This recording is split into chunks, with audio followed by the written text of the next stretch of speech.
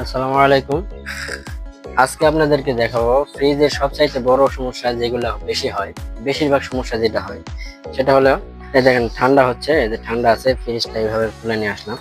তো ফ্রিজের দেখবেন এই যে শীটটা আছে, যে মাঝখানে যে শীট, এই মাঝখানের শীট, এই নিচের শীট, এই শীটটা খেয়ে গেছে, দেখেন জং ধরে গেছে, এই জং ধরে নষ্ট হয়ে গেছে, এই যে এটাও জং ধরে নষ্ট হয়ে গেছে। তো এটা জং ধরে নষ্ট হওয়ার কারণে আপনি দরজাটা চাপে না, এই গেটটা চাপে না। তো এই গেটটা যখন না চাপে তখন দেখা যায় ভিতরে আপনার অটোটা কাজ করে না। মানে অটোটার কাজ হলো আপনি যখন পর্যাপ্ত পরিমাণ ঠান্ডা হবে, যতটুকু ঠান্ডা দরকার ততটুকু ঠান্ডা হলে নিজে নিজে অফ হবে। তো দরজায় ফাঁক থাকার কারণে দেখা যায় যে ঠান্ডাটা ঠিক মতো থাকে না, ঠান্ডা বের হয়ে আসে। তো এই দরজাটা নষ্ট হওয়ার কারণ হলো এই আপনার এই পানিটা যখন এই সামনে দিয়ে আসে, এই পানি এই সামনে দিয়ে আসার কারণে শীতটা নষ্ট হয়ে যায়, শীতটা নষ্ট হয়ে যায়, এই নষ্ট হয়ে গেছে। তো আমি এগুলো চেঞ্জ করে দেবো, একবার পুরা নতুন শীট দেবো। তো ভিডিওগুলো দেখতে থাকেন, ভালো লাগবে আশা করি। আমি এই ফ্রিজটা একবার আবার নতুন করে দেবো।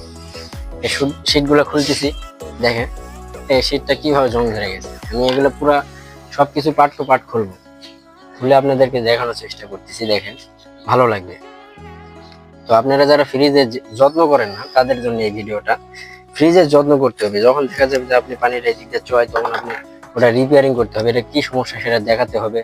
আপনি জানলে আপনি নিজে করলেন, না জানলে যে জানে তার থেকে জেনে নিলেন। তাছাড়া তো এটা সমস্যা না। এই দেখেন এই জং ধরে গেছে, আপনি ঠান্ডাটাও হবে না, এই নর্মালি বরফ জমে যায়। অনেক সময় দেখবেন নর্মালি অনেক বরফ জমে গেছে, আবার কাজ করতেছে না, 24 ঘন্টা মোটর চলতেছে। তো 24 ঘন্টা মোটর চললে আপনি মোটরটা পুড়ে যাওয়ার সম্ভাবনা থাকবে বেশি। তো ফ্রিজ যদি অটো না হয়, নিজে নিজে যদি অফ না থাকে, তো আপনি কতক্ষণ চেক দিবেন যে সে চলতেছে কি না, কতক্ষণ কখন চালানো লাগবে, কখন বন্ধ দরকার, সেটা তো আপনি নিজে বুঝতে পারেন। তো সেই জন্যে ফ্রিজের অটোটা হওয়া খুব জরুরি। তো অটোটা দেখতে হবে আপনাকে। আমি এগুলো পার্ট টু পার্ট খুলতেছি, দেখেন পুরোটা খুলে ফেলাবো।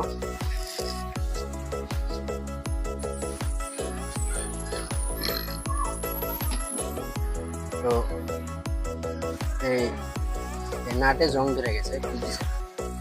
এই নাটে জং ধরার জন্য নাটটা খুলতেছে না, সেই জন্য আমি এই মোবাইল দিচ্ছি যেন সেটা খোলে, কারণ আমার নাটটা খুলতে হবে, পরবর্তীতে আবার নাট দরকার।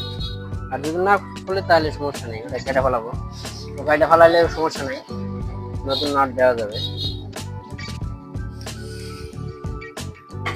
তো দেখতে থাকেন, ভালো লাগবে আশা করি।